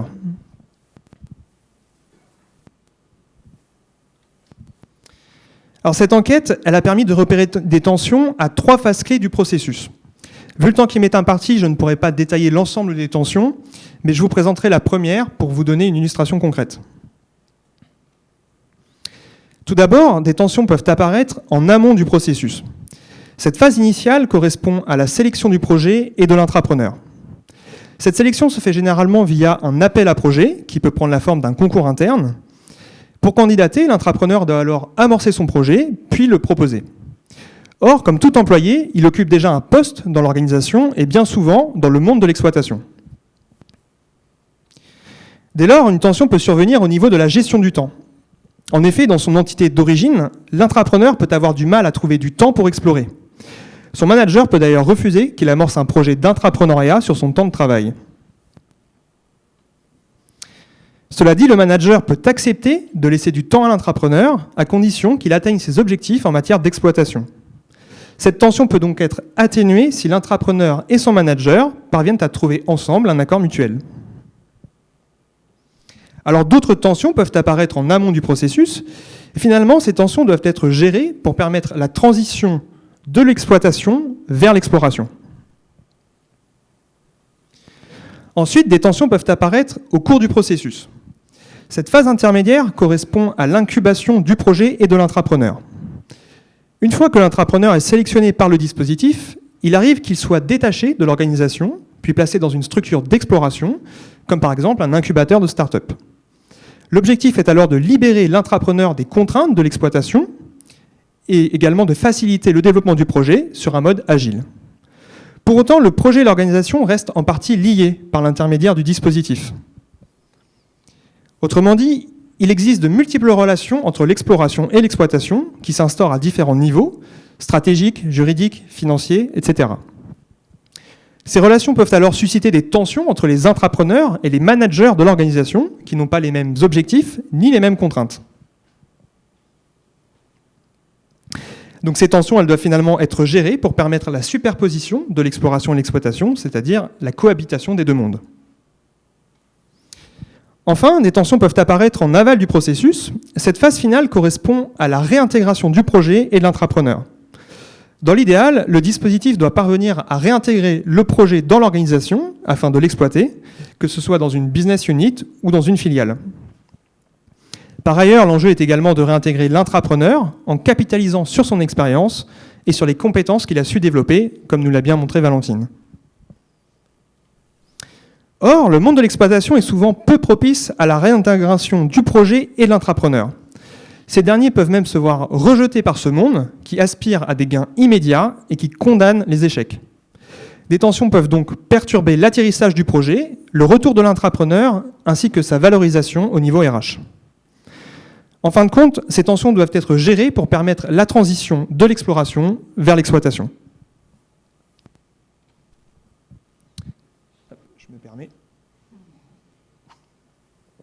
Alors au total, l'enquête elle a permis de recenser 13 tensions qui sont synthétisées dans cette cartographie. Ces tensions peuvent émerger aux 3 phases clés du processus qui structurent la plupart des dispositifs intrapreneuriaux. Cela dit, ces tensions vont se révéler plus ou moins fortes et problématiques en fonction de la conception du dispositif et surtout aussi de sa gouvernance.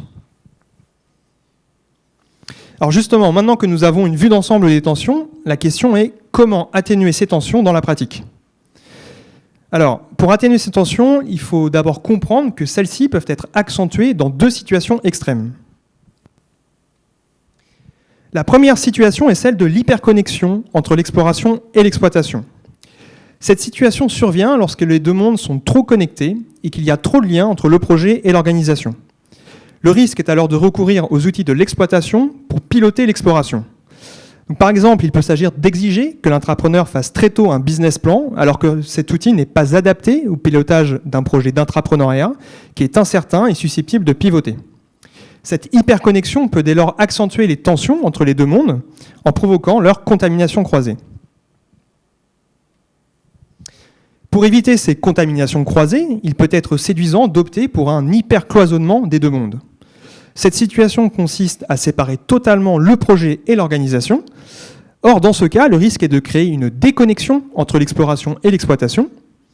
En l'occurrence, cette déconnexion, elle peut empêcher l'intrapreneur d'accéder aux ressources de l'organisation, alors que ces ressources peuvent s'avérer nécessaires au développement du projet. Cet hypercloisonnement peut donc aussi accentuer les tensions entre les deux mondes en empêchant leur fertilisation croisée. Pour atténuer les tensions, il faut alors trouver le juste équilibre entre ces deux extrêmes. Ce juste équilibre consiste à cloisonner partiellement les deux mondes pour préserver leur identité et en même temps à les connecter pour favoriser leur synergie. Il faut alors être conscient que ce juste équilibre suscitera malgré tout certaines tensions entre les acteurs de l'exploration et ceux de l'exploitation. Dès lors, il est important de mettre en place une démarche pour apaiser les tensions. Et concrètement, cette démarche peut consister à organiser des espaces de discussion entre les acteurs afin de favoriser leurs conflits constructifs. Alors, pour conclure, s'il y a un message à retenir de cette présentation, c'est qu'il faut concevoir l'intrapreneuriat comme un processus qui combine finalement non pas deux, mais trois mondes. L'exploration, l'exploitation, mais aussi le monde de leur hybridation, qui génère de multiples tensions. Dès lors, la raison d'être d'un dispositif intrapreneurial devrait consister à mettre en lumière ces tensions en vue de les gérer de manière constructive. Voilà, j'ai terminé. Je vais laisser la parole maintenant à Mélanie, qui va justement nous expliquer comment on peut lever certaines de ces tensions en abordant un enjeu clé, celui de la socialisation de l'intrapreneur et de son idée. Merci pour votre attention.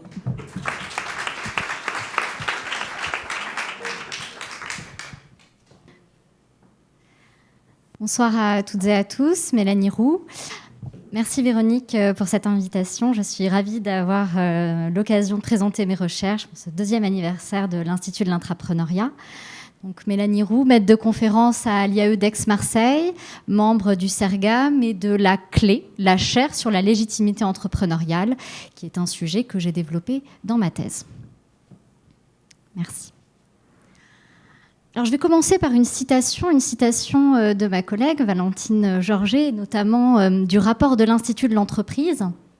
« Si le paradigme de l'entrepreneuriat nous oriente vers des actes de piraterie solitaire, l'intrapreneuriat, au contraire, doit mettre l'accent sur un processus progressif de socialisation de l'individu et de son idée. » Dans ma thèse, en effet, je me suis intéressée sur ce pas de côté qui est le processus, qui est le projet intrapreneurial. Comment faire un pas de côté en marge des méthodes, mais aussi des activités quotidiennes de l'organisation. Donc, comment convaincre, tout au long du processus d'innovation, de la mise en place du projet intrapreneurial, les différents niveaux de l'organisation. Donc, ce qui fait écho aux tensions que présentait Maxime et qui part donc de l'individu et ces enjeux que Valentine nous a présentés. Donc, l'intrapreneur est imbriqué dans un ensemble de relations. Alors, si je dois vous présenter la problématique générale de mes recherches, c'est la suivante. Comment l'intrapreneur s'appuie sur ces différentes relations au cours du processus d'innovation pour faciliter la mise en œuvre de l'innovation au sein de l'écosystème entrepreneurial. Alors j'ai repris un modèle d'une équipe de chercheurs britanniques qui séquence le processus d'innovation en 4 phases. La phase de génération, d'élaboration, de promotion et de mise en œuvre. Et dans ce modèle, ces chercheurs insistent sur la gradation et la différence des relations qui sont mobilisées tout au long de ce processus d'innovation. Si au début du processus d'innovation, lors des phases de génération, d'idéation, les liens, les relations qui sont mobilisées sont plutôt indirectes et passives, au cours du processus d'innovation, et donc de la socialisation de l'idée, j'y reviendrai, ces relations vont être mobilisées, seront plus en plus fortes, directes, actives dans le processus intrapreneurial. Donc je vais revenir, ma thèse suit ce processus d'innovation et je vais présenter un enjeu pour chaque phase. Merci. Donc concernant les phases de génération et d'élaboration du processus d'innovation dans le cadre de l'intrapreneuriat, un élément de contexte qui est important dans cette phase, c'est de construire une atmosphère où l'innovation est valorisée. On a dit que les relations mobilisées au début du processus d'innovation sont plutôt indirectes, plutôt faibles, et donc c'est l'organisation et non pas l'intrapreneur qui va pouvoir créer un cocon, ou en tout cas une atmosphère qui va favoriser l'intention intrapreneuriale. Donc, sur cette atmosphère, je me suis intéressée au support organisationnel qu'on pouvait apporter pour favoriser les projets intrapreneuriaux, dont 3 types de supports: un système d'information, un niveau de contrôle du management et un programme de gestion de l'échec. On s'est intéressé à ces différentes modalités de support en fonction de climats, dans un climat de confiance organisationnelle et dans un climat de défiance organisationnelle. Donc, j'ai réalisé ma thèse par le biais d'une convention CIFRE à la Maïf. Et donc, cette étude a été menée auprès de 1600 collaborateurs que nous avons interrogés sur les formes de support organisationnel qui pourraient les encourager à développer une intention intrapreneuriale en fonction de ces 2 contextes, de confiance et de défiance. Dans le contexte de confiance organisationnelle, le résultat majeur qu'on a obtenu, c'est qu'il ne fallait pas qu'il y ait de communication sur la mise en place d'un programme de gestion de l'échec. En effet, ça pourrait créer une dissonance cognitive sur le droit à l'erreur et freiner cette capacité à oser, qui est primordiale pour les projets intrapreneuriaux. En ce qui concerne la défiance organisationnelle, dans un climat de défiance organisationnelle, à l'inverse, on a besoin de créer un cocon, de protéger cet intrapreneur. Comment ? Eh bien, en mettant en place plutôt un système d'information fermé, un contrôle par la direction qui permet peut-être un jugement et un contrôle plus impartial. Et enfin, communiquer et mettre en place un programme de gestion de l'échec qui pourrait donc rassurer l'intrapreneur sur ce droit à l'erreur. Maintenant, concernant la phase de promotion du projet intrapreneurial, je me suis intéressée à la notion de légitimité. Alors, pourquoi parler de la légitimité de l'intrapreneur ? Eh bien, pour obtenir un soutien, un sponsorship dans l'organisation, il est important d'obtenir la validation interne, donc de développer sa légitimité en tant qu'intrapreneur, mais également la légitimité de son projet intrapreneurial. Pour cela, on s'est questionné. Alors, j'ai analysé l'ensemble de la démarche intrapreneuriale qui a été menée à la Maïf de 2015 à 2020 et j'ai suivi l'itinéraire de 4 projets intrapreneuriaux. Et je me suis demandé a posteriori quel a été l'impact de la mobilisation des réseaux de ces intrapreneurs dans la réussite du projet intrapreneurial. Dans cette recherche, je me suis intéressée à plusieurs types de réseaux. Le réseau individuel de l'intrapreneur, qui comprend ses relations internes, mais aussi ses relations externes. Le réseau organisationnel, c'est tout l'ensemble des relations que l'intrapreneur peut mobiliser au cours du processus d'innovation. Le réseau du dispositif intrapreneurial, qui est finalement un micro-monde dans l'organisation, qui se bat, en tout cas, donc comme le disait Maxime, qui se bat pour continuer à faire des pas de côté. Et enfin, les brokers, les sponsors du projet intrapreneurial. Et mon étude a montré que l'importance du réseau organisationnel et des brokers et l'importance de la capacité de l'intrapreneur à développer ce type de relation. Et j'ai vu que le réseau individuel, donc dans le cadre du réseau individuel, ce sont les liens forts, les liens personnels que l'intrapreneur développe, ont moins d'importance que des personnes dans l'organisation qui ont une place structurelle très importante dans le réseau organisationnel, notamment. Et le réseau du dispositif intrapreneurial, finalement, agit comme un mécanisme qui permettrait de compenser la faiblesse de cette capacité de l'intrapreneur à mobiliser son réseau et à une faiblesse aussi du réseau individuel, et notamment en interne. Donc, concernant maintenant la phase de mise en œuvre, alors je vais commencer par citer un verbatim du directeur du BizLab d'Airbus, qui nous dit « Outre la création d'un esprit d'entreprise, un incubateur corporate présente l'avantage d'accélérer la mise sur le marché d'une innovation. Si le projet intrapreneurial doit faire son chemin en interne, il doit aussi trouver sa place en externe au sein de l'écosystème entrepreneurial. » Et donc, je me suis intéressée au rôle des incubateurs corporate dans cette mise en réseau et comment les intrapreneurs ou les startups incubées en externe, mais dans l'entreprise par le biais des incubateurs corporate, se mettent en réseau et utilisent ces différents liens. Donc, cette recherche, qui est une recherche théorique, et je suis en train de mener une recherche empirique, je vais vous expliquer, j'ai conçu cette matrice pour essayer de mettre en œuvre des profils de start-up en fonction de la mobilisation des différents réseaux de l'incubateur, soit en interne, soit en externe.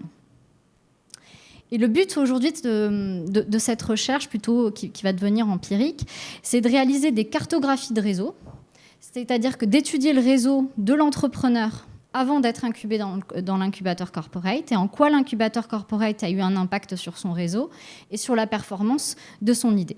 Et ensuite, ce que je voudrais faire, à partir de cette étude, c'est comparer, à partir de ces cartographies de réseau, comparer comment, en fonction des secteurs d'activité, on mobilise ces différents réseaux et l'impact de ces réseaux dans le processus d'innovation.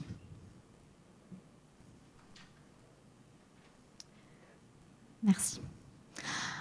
Alors, l'intrapreneuriat, je l'envisage surtout comme un outil de management de l'innovation qu'on peut se saisir et pour répondre aux grands challenges, pour que les entreprises répondent aux grands challenges de leur temps, à savoir la transition écologique, mais aussi l'incorporation des systèmes d'intelligence artificielle dans leurs procédures.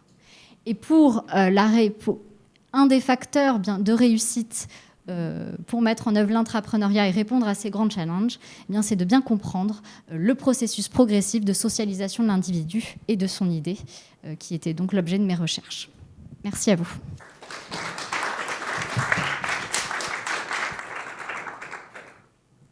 Est-ce que vous avez des questions ?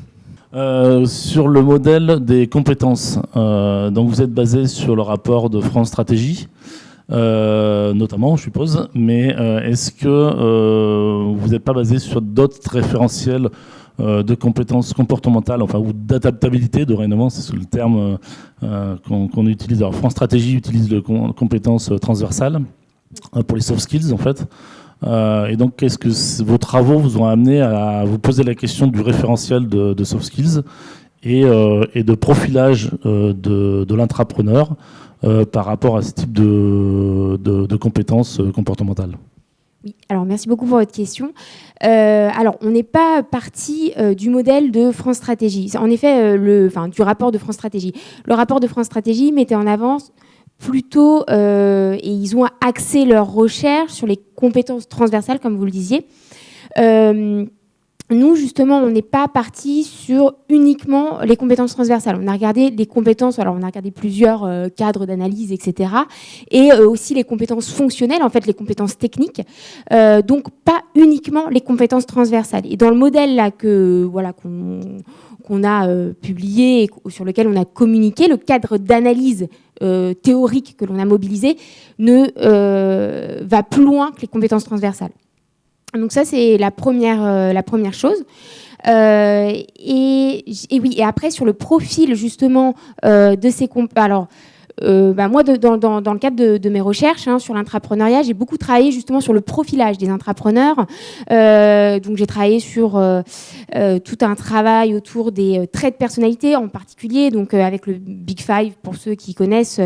Voilà. Et donc, j'ai travaillé sur tout un profilage justement de ces intrapreneurs. Et voilà, ça serait un peu, c'est peut-être un peu long de tout expliquer, mais voilà, donc c'est des choses en tout cas sur lesquelles j'ai travaillé dans le cadre de ma thèse aussi. Voilà. Et puis avec la compétence, voilà, pour répondre sur le rapport France Stratégie.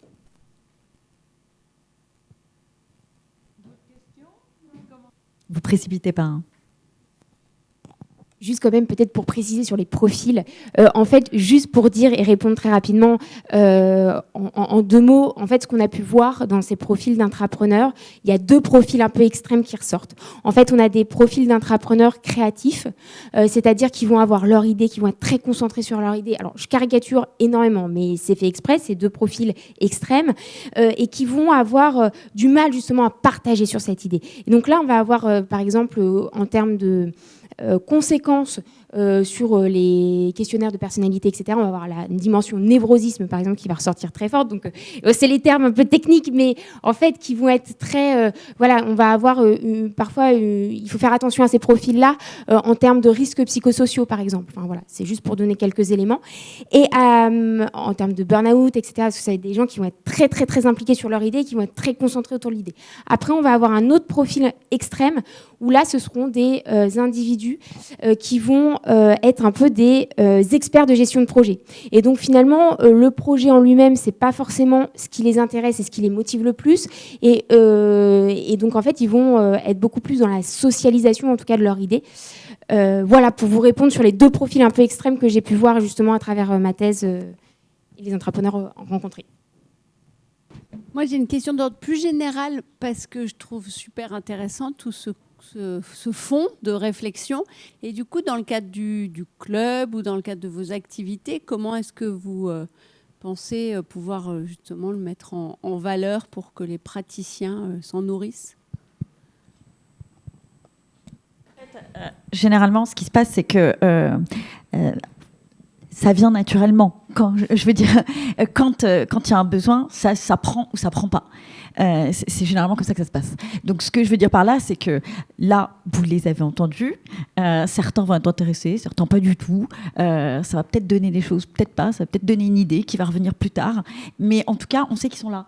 Et si on a besoin d'eux, on ira les appeler et les demander. Donc, ce que je veux dire par là, c'est qu'il n'y a jamais de il faut ou il ne faut pas. Il y a du savoir en gestation. Et souvent, quand l'opportunité arrive, il faut savoir où aller chercher. Mais je ne pense pas que la question se pose à ce stade-là aujourd'hui. Je pense que déjà, c'était dur à digérer. Hein. Donc, je pense que d'abord, on a entendu.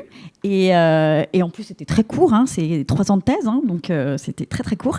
Donc, tout ça pour dire que je pense que aujourd'hui, ce qui nous intéressait à nous, c'était de vous montrer que oui, il y a des recherches qui commencent à se faire, qui commencent à être très poussées sur le sujet. Ça ne va pas intéresser forcément tout le monde, et tout le monde n'en est pas à ce stade-là non plus, et ne va pas se poser ces questions-là. Et nous, on en a encore à avoir des programmes qui, comme a dit Véronique, qui se posent la question de est-ce qu'on peut oser. Donc voilà. Mais peut-être ça va intéresser d'autres personnes. Voilà. J'ai eu une idée. Donc, oui, on m'a donné 3. Merci de m'avoir donné cette opportunité. Donc, en fait, je pense que ce qui serait intéressant, ça serait de valoriser nos jeunes chercheurs au-delà de leur expertise très spécifique. Par exemple, en les faisant intervenir dans des cliniques. Moi, j'aime beaucoup la notion de clinique, donc on vient proposer, on vient soumettre son problème. On a un problème. Et on fait clinique, ça veut dire qu'on a un groupe de personnes qui vont faire le diagnostic, qui vont ausculter le malade, qui vont faire peut-être des propositions de traitement. Et je pense qu'à ce titre-là, nos jeunes experts ont un regard frais, ont quand même touché à beaucoup de choses dans le cadre de leurs chiffres. Ils ont été en entreprise pendant longtemps et je pense que ce serait bien d'exploiter d'autres facettes de leurs connaissances et de leur expérience. Voilà, c'est une idée. Oui, bonjour. Est-ce que vous auriez un exemple ou deux de projets qui ont été menés à la Maïf, par exemple ? Merci. Je vais peut-être présenter le projet d'Emmanuel Sorel, qui est un intrapreneur qui avait, qui est un intrapreneur qui avait un profil un peu particulier puisque il était conseiller à la direction des systèmes d'information. Et c'était en 2015 où la Maïf développait un plan stratégique pour développer l'économie collaborative. Et donc, ce qu'il voulait faire, c'est utiliser le concept d'intrapreneuriat pour montrer qu'on devait changer la façon de travailler, notamment dans les SI. Donc, ce qu'il s'est dit, il a créé une plateforme d'agrégation de toutes les offres d'économie collaborative. Et en montrant comment créer cette plateforme d'économie collaborative au sein de la Maïf, avec des méthodes de travail qui étaient un peu différentes et donc des temps de production raccourcis, il a participé au changement d'acculturation. Aujourd'hui, cette plateforme existe toujours, elle a changé de nom, mais on va dire que ce projet intrapreneurial a permis de changer la culture de la direction des systèmes d'information. Bonsoir. Cette question s'adresse à Sylvie. Sylvie, toi qui as passé des années dans des grandes entreprises multinationales avec des grosses organisations très formalisées, disons, est-ce que, maintenant que tu as ce recul-là, est-ce que tu peux dire qu'à l'époque, tu as eu l'intuition, tu as senti un peu l'émergence de cette chose qui maintenant est devenue l'intrapreneuriat et une base des expériences qui peut-être t'ont offert la base de réflexion pour faire ce que tu fais maintenant? C'est une question très compliquée à répondre pour plein de raisons. D'abord, j'étais dans un contexte assez particulier, ne connaissant pas les structures organisationnelles à ce moment-là.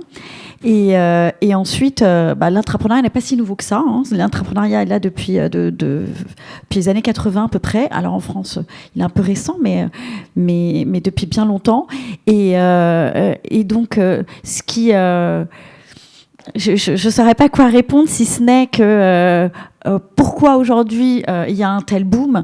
C'est surtout dû au contexte extérieur, hein, de besoin d'accélérer en fait les innovations et surtout et aussi au contexte externe humain.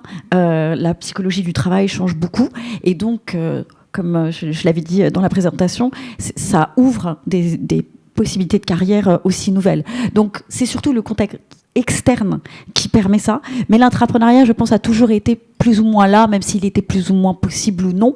Mais des esprits intrapreneuriaux, il y en a toujours eu et il y en a. Et je pense qu'aujourd'hui, c'est surtout le contexte externe. Voilà.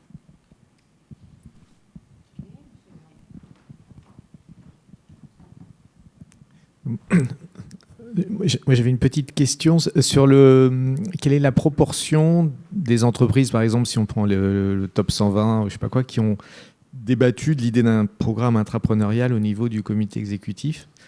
Et si oui, pourquoi? Et j'ai du mal à savoir si aujourd'hui on en est encore, quand on dit que ça boom, est-ce qu'il y a 20% des entreprises, 50 ou 80 quoi. Je ne sais pas si c'est des données que vous avez. Et si oui, si le sujet a été abordé, c'était quoi la motivation de départ, quoi? aujourd'hui, à date, on n'a pas cette statistique-là. On l'a pas. Par contre, ce qu'on voit de plus en plus, c'est quand même assez rare. Hein. c'est quand même assez rare. Et quand ça l'est, enfin, de ce que j'ai vu, hein, de ce qu'on peut voir, j'ai 2 grands exemples en tête. Le premier exemple, c'est, j'ai envie de dire, Danone, par exemple, voilà. Mais là, c'était très externe, hein, c'est-à-dire que ils en parlaient au COMEX. L'idée est venue du COMEX, hein, c'est le COMEX qui a supporté ce projet, mais parce que il y avait un entrepreneur américain à l'intérieur qui systématiquement poussait le projet et le défendait au sein du reste du COMEX qui avait tendance à pas vouloir le laisser tenir pendant toutes ces années. Donc ça, c'est pour le premier exemple. Et ce que je veux dire par là, c'est que c'était pas acquis du tout. Et la situation a fait que, je parle des 2 vaches, hein, les 2 vaches ont tenu parce que justement, ce partenaire externe qui était le rachat de Danone de la filiale bio américaine, c'est l'américain donc de cette filiale. Je parlais au niveau d'un programme, quoi, parce que là, qu'il y ait une initiative entrepreneuriale qui soit soutenue et que la décision prenne au niveau du COMEX, c'est une chose. Là, je pensais de mettre en place un système entrepreneurial. Alors, au niveau du programme, personnellement, je n'en ai qu'un. C'est celui que je cite tout le temps, c'est Michelin. Alors Michelin est aujourd'hui, alors ça a mis 8 ans à se mettre en place, mais aujourd'hui c'est une vraie division stratégique du groupe. Je ne sais pas si vous avez lu dans la presse ou en tout cas d'ailleurs c'est sur notre page LinkedIn. Leur objectif 2030, c'est vraiment d'avoir un tiers de leurs activités en dehors du pneu et ils se reposent sur ça, sur le programme intrapreneurial. Donc aujourd'hui la machine est bien rodée, on va dire ça comme ça, et ils ont d'ailleurs 4 labs dans chaque continent et l'intrapreneur, quand il rentre, d'ailleurs il démissionne, hein, tellement c'est rodé aujourd'hui, pour devenir le CEO de la filiale qu'il va créer si elle se crée. Mais ça a marché parce que le profil du responsable du programme d'intrapreneuriat a vraiment porté le projet, a expliqué cette idée de perte acceptable, c'est-à-dire en gros la gestion d'exploitation n'est pas possible dans un projet d'entrepreneuriat. Ici, on met toute la pression du projet d'exploitation dans un projet d'entrepreneuriat. On ne va pas y arriver. Ça va tuer le projet avant même qu'il sorte. Et donc, du coup, en expliquant ce changement de mentalité, on va dire, il a réussi à protéger sans éloigner, comme disait très bien Maxime, à protéger en fait le programme sans l'éloigner trop de l'organisation, mais parce qu'il a réussi à convaincre et à créer des process où en fait c'est un vrai problème de gouvernance en fait. Et ils ont réussi à trouver la gouvernance qui a permis de ne pas tuer le programme. Et aujourd'hui, d'ailleurs, l'article que Isar avait montré montre bien que Michelin, oui, se réinvente avec l'intrapreneuriat. Il se diversifie dans de nouvelles activités. Mais on va essayer de faire une étude là-dessus parce qu'effectivement, c'est une question importante. Oui, bonsoir, Christophe Dehaye. Ce serait une question pour nos 3 jeunes docteurs. Et une question qui peut être, la réponse peut être très rapide, sans détail, mais je pourrais avoir une interprétation de ce que vous avez présenté, très intéressante sur l'analyse des individus, donc intrapreneurs. Les différences entre eux, comment les choisir, comment les identifier, donc c'est très intéressant, bien évidemment. Est-ce que ça veut dire que, quels que soient les projets, quelle que soit la nature, quelle que soit l'intention du projet, il se passera la même chose, ou est-ce qu'il y a des différences aussi à faire dans les intentionnalités des projets? Merci beaucoup, Christophe. Est-ce que vous pourriez juste reformuler ce que je crois ne pas avoir... Est-ce que on va avoir les mêmes réflexions que vous avez sur les types d'entrepreneurs si c'est un projet qui a l'intention de casser la baraque et d'apporter 30% du chiffre d'affaires de la grande entreprise dans les 3 ans, ça sera peut-être pas la même chose que si c'est un petit truc un petit peu malin, un petit peu intéressant, pour ne prendre que ces 2 catégories-là. Mais il y a plein de catégories potentielles de projets différents. Bien sûr. Merci beaucoup, je pense avoir mieux compris. Je peux peut-être enchaîner si ça vous va. Effectivement, en fait, je pense que l'intentionnalité, elle se construit à travers à la fois effectivement l'individu et le projet, et l'ambition du projet, donc. Et bien évidemment que la gestion en fait, du projet va aussi dépendre de ses ambitions. Et tout à l'heure, quand on parlait justement de cet enjeu de cloisonner l'exploration, il est bien évident que si on fait de l'exploration de rupture, on va dire, de l'innovation de rupture, ça ne va pas être des mêmes enjeux que si on fait de l'innovation incrémentale.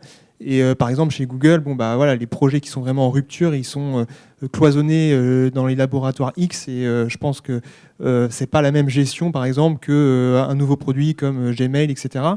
Donc en fait, tout l'enjeu, ça va être aussi de pouvoir mesurer la radicalité, on va dire, du projet, tout en sachant que cette radicalité, elle n'est pas forcément, à mon sens, uniquement en rapport avec l'environnement externe, avec le marché, mais parfois elle est aussi en rapport avec l'organisation et des projets qui, a priori, peuvent ne pas sembler vraiment en rupture, mais qui pourtant, par rapport à l'organisation en place, vont impliquer des changements, ne serait-ce qu'au niveau du système d'information, du système de production, etc., qui en fait va être des changements qui vont être vraiment difficiles à mener, quoi. Donc effectivement, je pense que cet enjeu de bien en fait catégoriser les projets selon leur radicalité et ensuite de mettre en place des démarches pour pouvoir les développer de façon ad hoc, on va dire, cet enjeu il est primordial à mon avis, effectivement.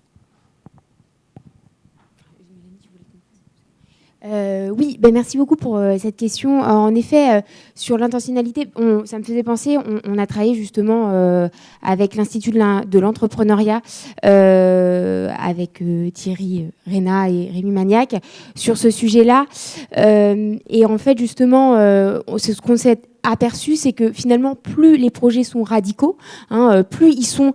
Comme le disait très bien Maxime, ils sont mis à l'extérieur de l'entreprise. Et on avait appelé ça l'entrepreneuriat structurel, pour reprendre des terminologies académiques. Et puis un entrepreneuriat plus contextuel, où là, cette fois-ci, on n'est plus sur de l'innovation incrémentale. Et donc là, en effet, la gestion du projet, elle n'est pas du tout pareille. Elle reste plus dans le contexte. Après, aussi, cette intentionnalité, elle vient de l'individu, de ce que l'intrapreneur, lui, au départ, mais elle doit être partagée aussi avec l'entreprise, et parfois c'est aussi j'ai envie de dire le sponsorship, etc., qui va développer cette intentionnalité. Cette intentionnalité, je pense qu'elle peut être à différents moments du projet, en fait, pour résumer. Mélanie, si tu veux rajouter ou pas quelque chose. Rapidement. Merci. Rapidement, je reviens sur la notion de sponsorship que j'ai développée en fonction du séisme que peut provoquer l'innovation. La recherche de sponsorship sera différente. Et donc, les liens à développer, il y aura toute une stratégie en fonction de cette gradation dans l'innovation. Merci.